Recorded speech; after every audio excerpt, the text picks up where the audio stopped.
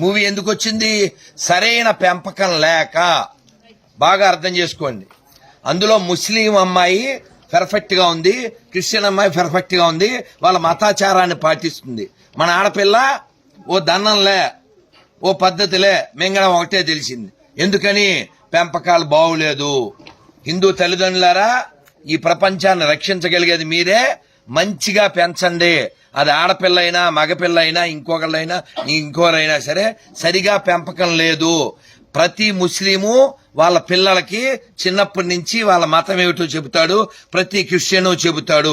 కావాలంటే చెక్ చేసుకోండి. ఏ ముస్లిము చెప్పడో అన్ని మతాలు ఒకటే అని, ఏ క్రిస్టియను చెప్పడో. దరిద్రులు ఒక్కలే చెప్తారు, ఆ దరిద్రులు మనలోనే ఉంటారు. మీరు ఆ దరిద్రుల్లో లేరని నేను భావిస్తున్నాను. మళ్ళీ మళ్ళీ అడుగుతున్నా, 5,000 సమానమా? కాదు. చెప్పరా పవనం, 5,000 సమానమా? కాదు. గుళ్ళో నంది ఊళ్ళో పంది సమానమా? కాదు. మన అమ్మ షాపులో బొమ్మ సమానమా? కాదు. అన్ని మతాల సమానమా? కాదు. ఇంకా ఆపండ్రా. అబద్ధాలు చెప్పి చెప్పి 70 ఏళ్లు సంకనాగిపోయింది దేశం, ధర్మం. ఇంకా చాలు. అందుకని పిల్లలకి చెప్పండి, ఇదిగో దీన్ని గుడి అంటారు, ఇక్కడ అన్నదానం జరుగుతుంది, గోసేవ జరుగుతుంది, ప్రశాంతత దొరుకుతుంది. ఏ దేశం మీద దాడి చేయమని ఏ గుళ్ళోనూ చెప్పరు. అందుకే దీన్ని దేవాలయం అంటారు అని చెప్పండి. ఇదిగో ఇది మసీదు, మన దేశానికి సంబంధం లేదు కానీ ఇక్కడికి వచ్చింది. ఇదిగో చర్చి, మన దేశానికి సంబంధం లేదు ఇక్కడికి వచ్చింది. కానీ ఈ మసీదుకి వెళ్లేవాళ్ళు, చర్చికి వెళ్లేవాళ్ళు వాళ్ళ పూర్వీకులంతా ఇక్కడి వాళ్లే. బయట వాళ్ళు ఎవరో వచ్చి వాళ్ళని పుట్టించలేదు. కాబట్టి మీరు రంజాన్ వచ్చినప్పుడు, బక్రీద్ వచ్చినప్పుడు ఈద్ ముబారక్ అని ఈదీకి వెళ్ళి చెప్పక్కర్లేదు. అర్థమవుతుందా? మీకు ఎవరైనా ఒక ముస్లిం ఎవరైనా వచ్చి హ్యాపీ సంక్రాంతి చెప్పారా? హ్యాపీ ఉగాది చెప్పారా? మీరెందుకు సంకనాగుతారు? మీకెవరైనా క్రిస్టియన్ వచ్చి ఉగాది శుభాకాంక్షలు, సంక్రాంతి శుభాకాంక్షలు చెప్పారా? లేదు. మరి నువ్వెందుకురా కేక్ కోసం బోకులా వెళ్ళిపోతావు? మెర్రీ క్రిస్మస్ అని. మారవలసింది వాళ్ళ మనమా? మనం. మాట్లాడాల్సింది మనమా కాదా? మనం. ఆలోచించాల్సింది మనమా కాదా? కాబట్టి మనం మారితే ప్రపంచం మారుతుంది. గుర్తుపెట్టుకోండి, భారతదేశం మాత్రమే ప్రపంచాన్ని రక్షించగలదు. భారతదేశం మాత్రమే ప్రపంచాన్ని సుఖంగా ఉంచగలదు.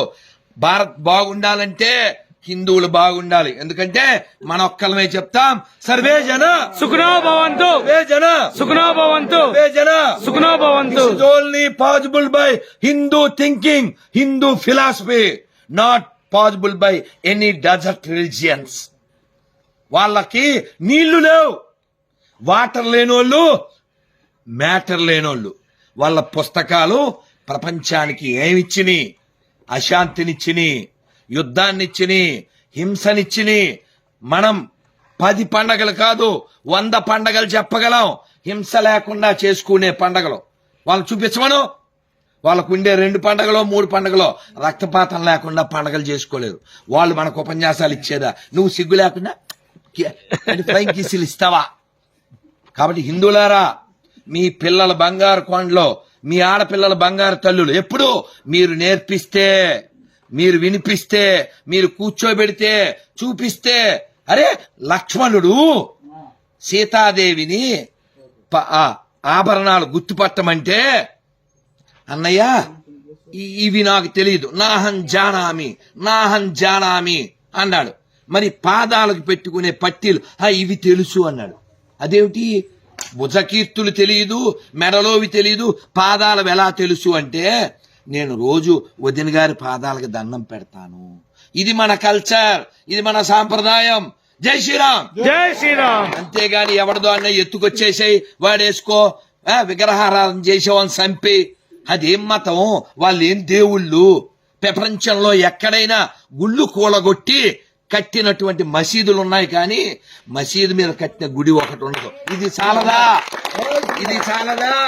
ప్రపంచానికి సనాతన ధర్మం ఎంత ముఖ్యమో అలాగే ఇండోనేషియాలో, అమెరికాలో, జపాన్లో, సౌత్ ఆఫ్రికాలో, జర్మనీలో ఎక్కడెక్కడో మనకి సంబంధించిన ఆనవాళ్లు దొరుకుతాయి. వాళ్ళ దేశాల్లో కూడా వాళ్ళకి ఎవిడెన్స్ లేవు. ఎవిడెన్స్ లేని మతాలు మనకు అవసరమా? లేదు. ఎపిక్స్ లేని మతాలు మనకు అవసరమా? లేదు. ఎథిక్స్ లేని మతాలు మనకు అవసరమా? వద్దు. వాటర్ లేని మతాలు మనకు అవసరమా? వద్దు. అరే కడుక్కోవడానికి నీళ్ళు లేని వాళ్ళు మనకేందిరా చెప్పేది?